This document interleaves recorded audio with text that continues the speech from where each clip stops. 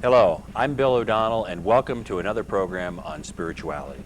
Today I'm delighted to have as my guest Father Adam Ortiz, the pastor of Santa Maria de la Paz, right across the street from our studios here. One of the most dynamic churches and parishes in this diocese. And it's a treat to have Father Adam come over, so thanks. Thank you. And he's actually on his day off, he came over, so that's real dedication when you come over on your day off.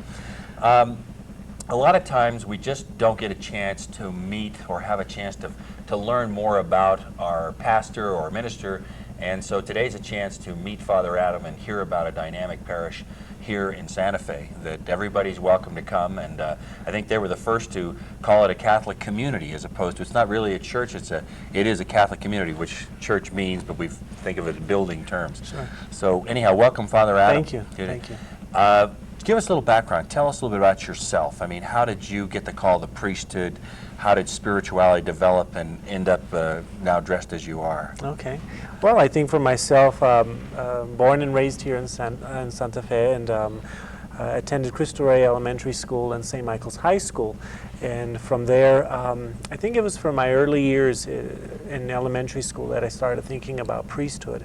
And certainly with the Catholic education I received, that gave me a lot of it. But I think more importantly, it was how I grew up at home with my family, with my parents, and the faith tradition that's been passed on to me. And just my earliest memory is always second grade, just thinking about priesthood, and really essentially that's all I've always thought about. Even as I went through high school, even kids, classmates and all would tease me, already then be calling me father.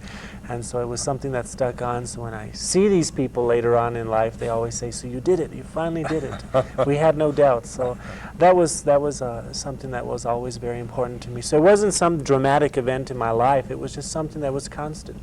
I was constantly thinking about it, and it was something that I saw as a goal and something that was truly meaningful for me, and that's where I was. I find that just fascinating. I mean, as early as the second grade. I mean, all of us who went to parochial Hills Grammar School, and I did too, at some point or other, you come to terms with that, and you face it and see. But you, as early as second grade, you were receptive to the idea, even though it's hard to predict, obviously, what your life is going to be like. That's phenomenal. Any other your classmates go with you? No, I was the only one that I've known about, and men or women going into religious life, that's the only one I know about. So it's been a long time, I think, since someone from Santa Fe itself has gone on to the priesthood, so we're limited numbers.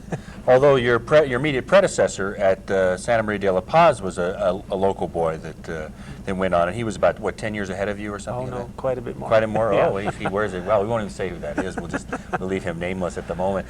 But he's been a guest on our show as well. But it's funny because when I was talking to the Archbishop and said, want to do a show on vocations, you're one of the priests that he mentioned by name to ask Father Adam to come over and talk about vocations. So let's do that. For you, it was an easy choice, but obviously you've seen people that, and you know other priests that didn't have that direct knowledge, shall we say, from the early stage. What is a priest, first of all, for those who are not Catholic out there, and what is a call from God to become a priest? Well, I guess being a priest is someone who's dedicating themselves to the service of God's people, especially as a Roman Catholic. And there's a lot of misconceptions because Hollywood and the media tends to portray priests in a whole different way. And those are usually the images that most people stick with, whether it's the old-time images of Bing Crosby being a priest, or the modern-day version of this guy exorcising evil spirits all over the place. Well, in reality, it's a nuts and bolts kind of guy who's out there just being with the people, meeting them at their most difficult times in their lives, and their times of great joy and their times of great pain, and wanting to just help them. It comes from a deep yearning inside of just wanting to help people, and the joy that it brings to see people move from from a time of depression or a time of pain in their life to something that they can actually find as enjoyable and something that's grace-filled. I think that's what priesthood is all about. And true, most people, most men wouldn't think about becoming a priest, especially with all that society has to offer. It's not the glamorous life that the world portrays in any other field. The glamour comes in so many other different ways, and that is certainly in the service of people and helping them out. Wanting a vocation or thinking you have a vocation, it really goes through a lot of prayer, and people need to put a lot of thought into it. It's not just something that one day you wake up and you think about becoming a priest. It's something that grows with you, and even the call. You know, many people have misconception about what the call is, a dramatic event in their life, or a voice in the dark or something. It's something that I really have rarely heard dramatic events like that. It's usually a yearning inside somebody to be fulfilled, and that fulfillment isn't coming any other way. Yeah. Well, this show is about spirituality, and we're trying to encourage people wherever they are. And so I invited Father Adam to talk about what are the benefits within this particular spiritual path of Catholicism, and from your view, why should people invest in their spiritual life? What is the real benefit from that? What I see is so important is that there are answers that can't be found anywhere else, you know, and people have tried. They try finding it, and whether it's in money, whether it's in power, whether it's even in their work. Well, there's something that's deep within the person themselves, and that's where God speaks. God speaks the closest to a person deep within themselves, and I think that's why it's essentially important. Doctors and psychologists and any other field in the world is coming to know so much more now that truly to get to the heart of people is through their spirituality, because it's so intimate. It's part of their lives. It's not something that comes from the outside. It comes from within, and that's the thing. Spirituality is intimacy. It's a deep passion. It's a deep love. It's a deep yearning. It's not something superficial. It's depth, and I think if anything, that's what people are looking for in life, is something that's deep and has meaning that really no one else can explain other than themselves and experiencing it. So that's why I think spirituality is vitally important for people's health, for people's success, for people's just well-being totally. Yeah. I know here we are now in this new millennium, this third millennium, and I think there's some people out there generally disappointed that the earth didn't come to an end. Oh, and, sure. And now what do we do now? We were so invested it was going to be over, and now here we are. We're still here, and life goes on. And so what does the Church teach in terms of the goals of life? What is it, the types of things that we're often distracted from because of our everyday life? What is the central teaching of the Church, and what kind of message is there for people today? Sure, I think the central message for anyone's life that makes greatest importance is hope. That there's a sense of hope, and if anything, that's what our world is hungering for now, and every person is a sense of hope. Now, hope doesn't mean that it's going to be joy and a path filled with rose petals and something rosy and nice. It means that there's a sense that there's something better than this. And that doesn't mean that life is a drudgery. It means that there is something greater than this that we can't even imagine, And that's the awesomeness of God in people's lives. It's just that it's something, you have an image of what's great and what's awesome and big, and then you've got to put it out of the way because there's something even greater than that. And that's the sense that the Church wants to offer people, is that there is hope and there is eternal joy. And I think that's what a lot of people are searching for, and they're finding it in their spirituality, and many people finding it certainly in the Catholic Church as well. Well, let's do a little kind of sort of spirituality consumers union here. You know, if a person's out there shopping and they say they want to learn, what's the Church got to offer me? I mean, there are any number of other successful Jewish splinter groups, shall we say, that have come out of Judaism, and there's so many denominations of Christianity. What are the benefits of the Catholic Church? What does the Catholic Church offer someone that perhaps another Christian church doesn't? I think, believe it or not, we are people who really need some structure, and call it in a church word ritual. And it's a wonderful way of experiencing God, because our whole life is filled with structure, our whole life is filled with ritual. From the moment we get up in the morning to, this is the way I get up, and I go and I brush my teeth, I take my shower, I shave. It's a ritual. Well, we do that in the interior of our lives as well, in our deep, intimate part where God speaks. There's a ritual, and a lot of people love and really get into ritualizing that, and that's what the Church has to offer, especially in the sacraments that it has to offer. it offers them a place to be able to, some might dismiss it as routine, but it's something that people truly need as a ritual because it centers them and they know what's next, they know what's going to happen, and it offers this. And that these sacraments have been around for 2,000 years. That's the beauty of it, that is something that's not a fly-by-night operation. It's something that's the longest living institution in the world, and it's stood the test of times, corruption, war, and everything else. And that's where the faith comes in of God is truly with His church. And that's a sense of hope for people. Yeah. A lot of people of my generation, myself included, did a little searching, did a little prodigal son or, the seeker out there and studied and practiced a lot of Eastern religions and others. Mm-hmm. And I know since I've come back, I've really got an appreciation for the mystical dimension of the church. I mean, you talk about ritual and what does ritual do. And for me, it literally alters my state of consciousness when I'm there.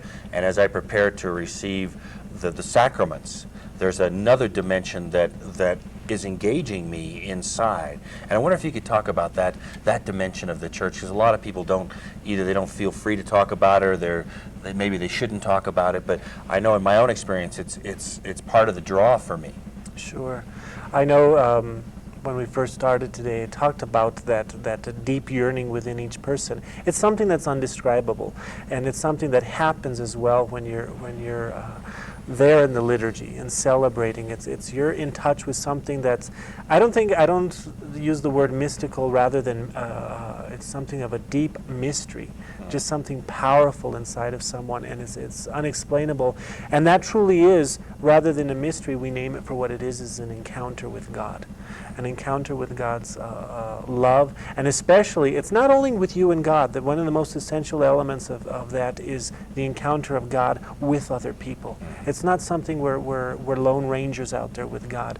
We're actually within a community, and I think that's something that's so powerful that people find at Santa Maria de la Paz, is that they find a community that's welcoming. And in that community, you look around and you see people's faces, and it's people who are suffering from divorce. It's people who are dealing with their sexuality. It's people that's dealing with loss in their lives. And it's people who are celebrating where they are now, meeting a special person in their life. And it's people just coming for the first time of trying to experience, well, this is another place where I want to see what it's all about. And when they enter into that place, they're caught up. They even lose a sense of time. They even lose a sense of where they need to be the very next moment following this time with God. And it really becomes a great mystery that they get caught up in. And when they begin to name it, they really name it as an encounter with God. And I think that's the powerful thing. And you spoke about Santa Maria, and I know from my own experience that there are any number of programs over there designed to meet the needs of the people that come. Would you just briefly talk about some of the varied programs that people can get involved in and find themselves in, just in your church alone? Sure. Some of the ministry that we do have is directly related with the church itself, and in the sense of participants in the liturgy, whether in a choir or being a lector at Mass or a Eucharistic minister. But even when we move beyond the liturgy, there's so much more that's happening. There's groups that minister to those who are divorced and separated, our Doves group. There are groups that we also have, the AIDS Task Force, that reaches out to people who are alienated in society because of their sexual orientation and the disease of AIDS that they suffer from. That's been a powerful instrument at Santa Maria de la Paz to meet people's needs. There's a place there for parents who moms. Right now we have a place for moms to talk about their spirituality and just sharing the scriptures, and moms specifically who have preschool kids, because we're finding that there's a special place and a special time in those women's life where they need to talk about God and what God means in their life. Moving beyond the parish, there is so many ways our parish helps out the community at large, whether it be through St. Vincent de Paul, whether it be through community outreach programs. We participate in ecumenical events with other churches that we realize we don't have a monopoly on God. We want to share God with everyone, and that means praying with other Christian communities and other faith groups, and that is powerful. We just had a wonderful prayer service not too long ago on praying for domestic violence in our city. We did that at the Temple Beth Shalom along with St. Bede's Episcopal and United Church of Santa Fe, our sister parishes. And the wonderful outreach of people that were touched that day, of especially women and men who suffer from domestic violence, either as the perpetrators or as the victims, and that was powerful. So it goes beyond what we do across the street there at 11 College Avenue, but it goes beyond that, and it goes to the community at large. And a wonderful thing that we're proud of is our parish was named one of the best parishes in the United States this past year, and we're off to a conference at the end of May to share our experience with other parishes, and that's something we're really proud of this year, that we won a national award. And this church is less than a dozen years old. Right. Practically brand new almost. Yeah, built in the parish founded in 1990, and the actual building itself in 1994, so it's powerful. That's incredible. There's so many things that I want to ask you. Let's go back to your childhood and then going on to seminary. Where did you went to the College of Santa Fe? Yes. And then from where did you train? I went up to Mount Angel Seminary in Oregon, a Benedictine community school, and actually while I was up there, it was really interesting. I fell in love with the monastic community up there, and I really was debating whether I wanted to come back and be a diocesan priest, and that's someone who works actually in a parish in a particular area, or join this religious community of Benedictine monks. And I decided to take a year off from my seminary training, come back here to the diocese, and I was at San Felipe de Neri in Old Town Albuquerque and worked there a year.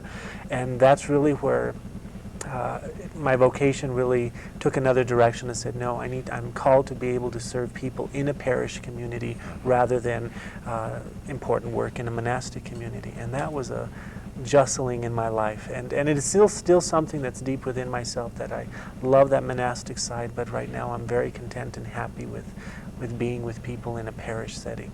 And so where was your first assignment then? And you were ordained here at the cathedral? Right. I was ordained by Archbishop Robert Sanchez, the last of the class in 92. And from there, my first assignment was at Our Lady of Sorrows Parish in Las Vegas, New Mexico. And from there, went on to San Francisco de Asís in Ranchos de Taos, and received my first pastorate in, first rattle out of the box, 2 parishes, St. Anthony's in Dixon and San Antonio Parish in Peñasco. And so that was the first time they had to share a priest. So that was quite an experience, not only for them, but for myself as being a first-time pastor. And that was within the first year and a half of my priesthood, made a pastor of 2 places. One of our early guests on the show was the former rector of the seminary, Monsignor Peter J. Hill, and he told about stories when he did that beat. He had to do part of that on horseback. Sure. You know, before World War II. Well, I had my little Nissan by then. So, how has it been for you now that what was the change in your life after ordination, and your life changed completely?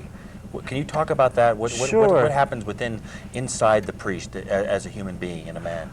I think what happened is the priesthood moved away from being a romantic state, or even the honeymoon state, as the other priests talk about it. You know, you got to have a year or 2 in your honeymoon stage, and then you move beyond that, and you really hit people in a whole different way. And personally, you do a lot of growth, because it's the first time you're on your own. In the seminary, you're in a community. Living community, but then as your first time as a priest, as a pastor, you're on your own. That's when a lot of things coming back to yourself, and you do a lot more self-discovery. And that what was powerful in my life is that how I came to know myself was through other people, through their lives, through their experiences, through their pains, through their joys. And it gave life to my own. And it made me understand myself so much more. And that was only through the lives of other people. Not living vicariously through them, but certainly their experiences, I could own up to them, and also being able to realize that they are people, that they are not just some romantic thing of I'm going to save them or anything like that, but something that I really touched their lives. That transformed my priesthood, and it was work. It wasn't something so simple, but it was actually working with people, and it was tough, and there were times of great stress, and there were embattlements at times in priesthood and conflicts, but yet always a sense of God's grace moving through all that. And it's amazing how it always works out if you keep yourself centered in God. That's the key. How did your relationship with your family and old friends here locally change as you became ordained and became a priest?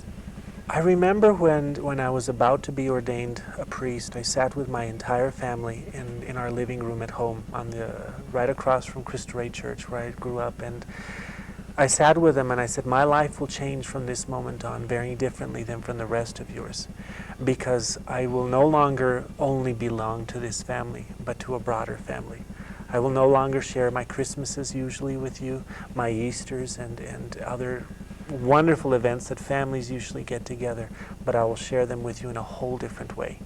And from that moment on, my relationship with my family did change, and with my parents as well, as I belonged to a whole different community, and that was to the community wherever I was serving at, and which was so powerful. My parents and my family accepted that, and it was never something, oh, well, you never have time for your family and any of that. It was really uplifting and powerful. And so it changed, and even with friends, I saw a deep respect come from my friends, and that was shattering to myself. I didn't expect that coming from them, but there was a profound respect that they showed me very differently in life, and powerful as well. For those who are outside the church, what message would you like to share with them today about the wealth of the church, the true wealth of the church, and what value it might have for them if they're not going to church or they're not being fed somewhere in their spiritual life? Right. Where they're going to find the wealth, I think, is deep within themselves, and that's the very first thing. And where they find this wealth is not only in alone. That's the first thing. They're searching, and people are searching for power or understanding or truth in their lives, but they're looking only within themselves. They've got to realize it's not going to be found in yourself. It's going to be found within yourself, but find God in yourself. And I think that's what the church has to offer, is we have a place where you can be able to find God within yourself. No one is void of God's power and God's love. It's just that it needs to be found within each person. And I think that's a great sense of hope. And don't get caught up in the trappings. And there are many things that can dissuade people from becoming part of an organized religion, as I always hear. They got to find God first. Then the other stuff just helps them in the journey. And whatever doesn't help them, we can be able to address that and help them through it to realize that it is truly a source of help in their lives. Yeah. Tell them just a minute, if they've not experienced the sacraments, tell them how the sacraments can benefit them in their life. Sure, the sacraments are very, I guess I love using the word intimate. It's a very intimate way of touching God. And because it's not something the church does, it's something that God works through.